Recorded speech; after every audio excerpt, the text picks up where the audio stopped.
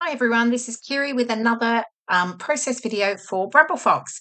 And for this layout, I'm using the new Good Vibes set and the Paris Landmark set that are both available in the shop now, and the new Fox Cut number 69 stencil.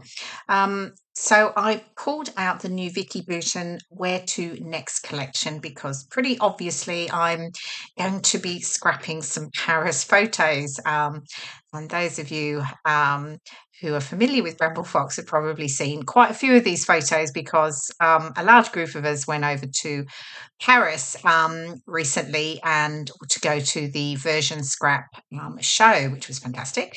So I have some photos of myself, Vicki, and Wendy, and when we did a bit of a sort of speed sightseeing day out in Paris, getting round to all of the popular landmarks. So I've got 4 photos of us outside the Eiffel Tower, Sacré-Cœur, the Louvre, and Notre Dame. So the Paris Landmarks perspective set was just perfect for to go with these photos. So pulled a few pieces of the patterned papers, and it's this sort of border striped one, and I've cut that up, and I'm using that as a base for my photos. And then I've pulled out some of the embellishments, and I'm just having a play and working out where I'm going to sort of place them along with the perspectives. And they're all in black, so they're perfect actually because they work really nicely with the pattern papers. And then I just wanted to add some like pops of colour with the pinks, the yellows, the sort of tealy, the green, and the blue. So I'm sort of happy with what I've done. I've sort of taken a pause there, figuring out what am I doing next, but I'm happy with everything and how it looks. So I'm going to start working on it. So of course I'm going to be distressing all of the individual paper strips. Couldn't possibly leave them all flat. I just like that extra sort of texture on the edges. So getting them out, getting all of those distressed first so that I can sort of get those down. But I am going to do some stenciling once I've, figured this, got these sort of done, and then I can sort of work out where they are, and then I can add my stenciling. So that's all done. Oh, that's what I'm going to do next. Actually, I am going to trim off those extra wide white borders around the ephemera because there is yeah, I mean, you don't have to do it. I'm a bit particular, so I do like to just trim off that extra white border.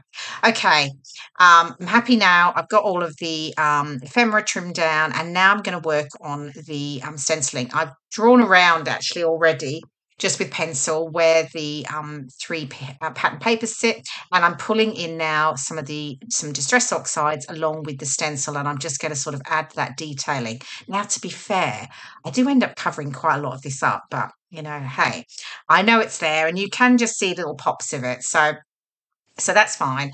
So I'm adding the sort of the blue there. That is, I used the Faded Jeans Distress Oxide on that one on the right. I've actually pulled out a load of colours. I'm working out which ones match, which ones work best. So now I've got, I think I'm going to pull in, which one am I working with? Peacock. Yes, Peacock Feathers I'm working with here with this sort of notebook edged stencil, which I really love.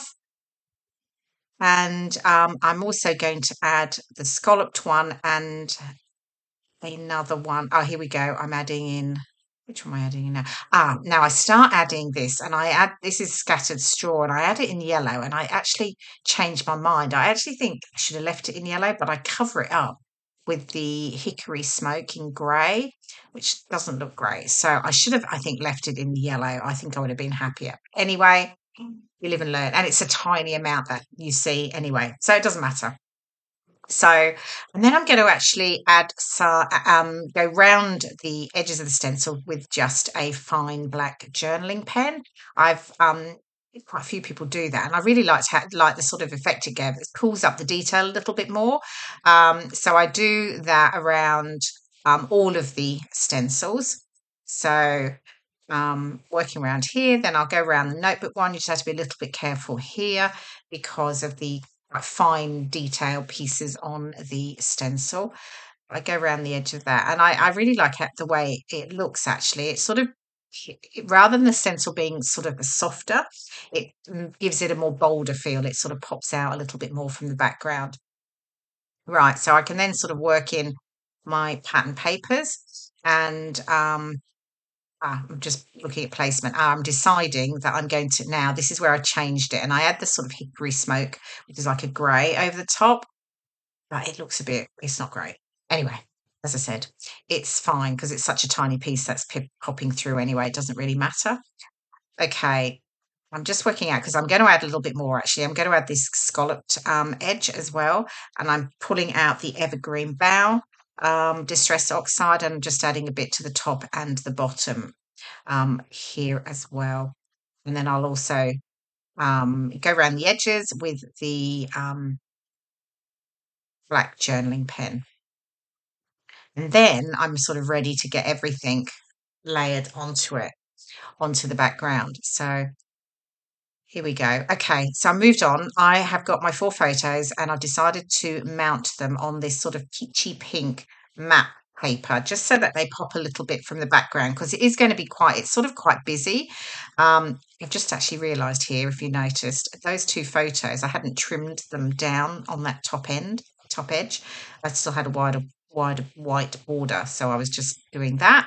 Okay, so they've all been mounted and I distressed the edges and I'm now going to start to add them to my background. And I really distressed the edges, lifted the corners up on those pattern papers on the background as well. Now I've got that sticker strip there. I'm sort of playing around with it. I don't add it in the end. I figure play around with it and I didn't add it. I mean, to be fair, it would have been pretty covered up anyway.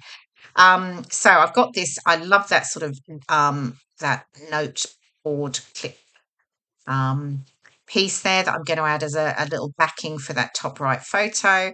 And I'm just adding a few of the elements in because I'm working out how I'm going to stick those photos down because then I can get them sorted out.